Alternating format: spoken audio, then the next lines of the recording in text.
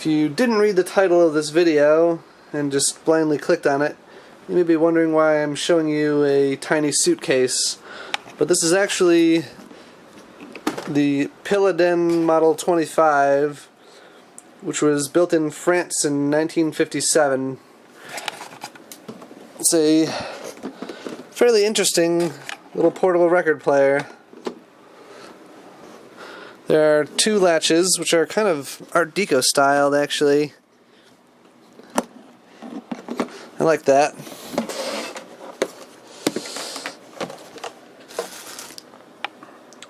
There's the speaker.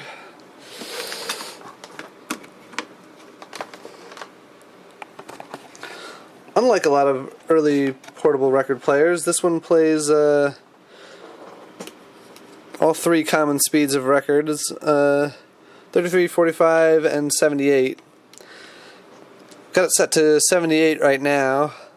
The 78 needle is in great shape. It doesn't seem to have been used much. The other needle is a little worn down, but still usable. I probably won't be able to replace the needle, so that'll have to do. Let's hear it on 78 first, though.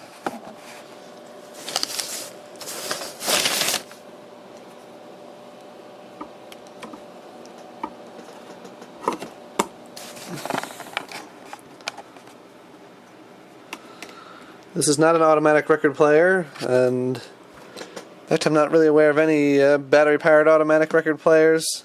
That would be cool, though. To turn it on, you just turn this knob, which is marked volume in both English and French. You can hear the motor running, but it's not set to 78 RPM yet, so here we go.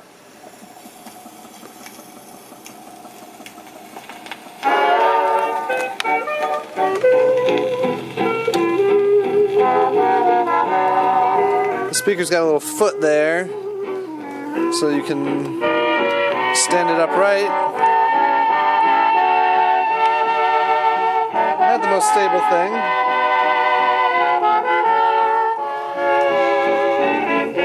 It would have been smarter if they had made this flat on the bottom here so it doesn't wobble around. I love the look of that speaker, though. Looks maybe like an old fire alarm bell or something.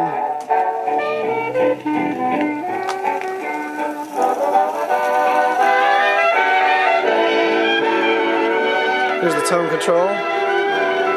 That's treble, and that's bass. With you every day, I fall in love with you, same old way, just like that first great moment long ago. Sounds pretty good. Same old thrill. There's no automatic shut-off on this guy either. Some portable players have that, but not this one.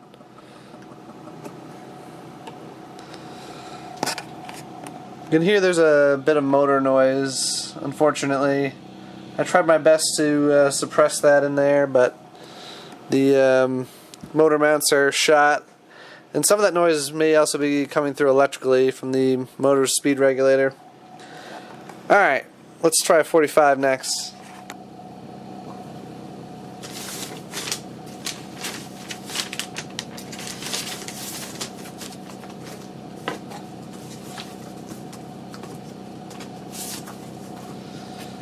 Now for 45 RPM records, got this little adapter here.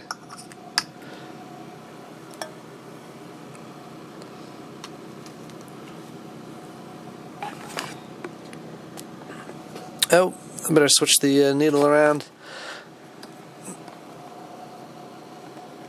It's got an interesting sliding contact there. They even thought to design it so it doesn't short out when you flip it over.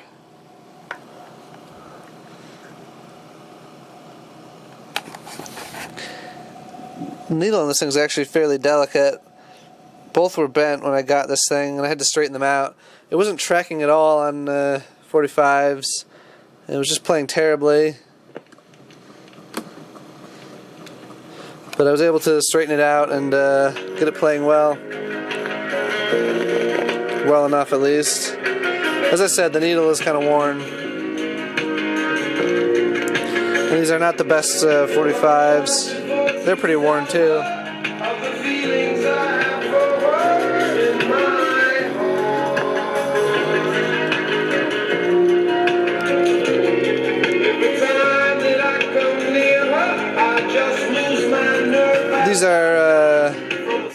These are stereo records, and that's a mono cartridge, so not a great combo. Alright,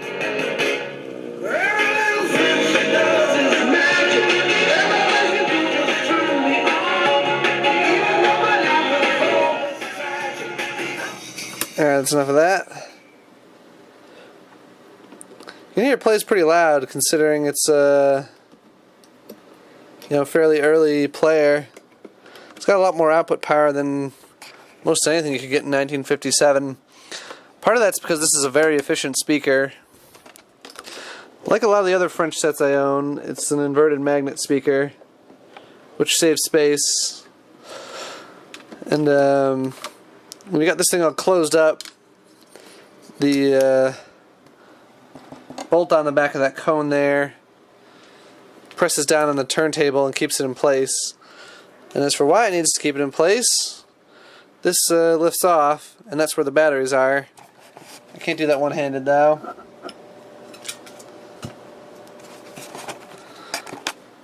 Just lifted that off. The rubber thing is loose. Doesn't look like it was ever actually glued down. It's like double-sided too, which is interesting. Not sure what the purpose of the different sides is. You can see the motor mounts are very dried up, but these are still soft, except for that one, which seems to have dissolved for reasons unknown. Now you can see that it's got English, French, and German markings for loading the batteries. I love how it says Achtung in the German directions. It doesn't say attention in the English ones or in the French one. Strange. Oh. See how the speed mechanism works? Just goes across different steps on that pulley there. The idler wheel is thankfully still soft. That's the important piece. And it's only got two little notches in it from probably being parked in the engaged position. When there isn't a zero position, you always want to leave it in that because it doesn't matter for right now, but you generally want to leave it over there just to prevent wear on the idler wheel, or rather prevent little divots from forming in there from pressure over time. Anyway, see the inside's pretty clean. I was having issues with getting electrical contact in this battery holder, and at first I thought it was the upper contacts here, but actually it turned out to be a poor connection between the rivets and the brass strips that interconnect the contacts underneath. Had to resolder all those. Bit of a pain in the neck. That was just one of many troubles I had in getting this thing playing right. Of course, now it doesn't want to cooperate to close. There we go. Here's all the parts I replaced. The major problem this thing had was that this OC71 transistor is super noisy. All you could hear when you turned this thing on previously was just loud, white noise. The volume control didn't even affect it. I replaced that with an OC75, and I changed out all these caps. Now, these ones weren't marked, unfortunately, at all. Either the sleeve or the underlying capacitor itself. They all tested at 150 microfarads, but I doubt they were that high originally. I replaced them with 100 microfarad caps. And that's probably on the high side. These are 25 micros, 30 volts. And these are big 1,000 micro caps. One of these is across the motor, and one of these is the main filter for the amplifier. Here's the original tone cap. I believe that reads 10.000 nano, and that's what I replaced it with. It was originally an oil-filled cap, but there's only like a drop or two of oil remaining, and it was measuring 35 nano, so I replaced it because it sounded kind of muddy. And when I was trying to figure out where the white noise was coming from, I checked some of the resistors, and some were like 200% out of tolerance. So I started replacing resistors, and I found that really only these ones were bad. These little brown ones are okay. I only changed out one of those. So yeah, that was a bit of a pain, but the end result's pretty darn good, and this is a rare set, so glad to have it.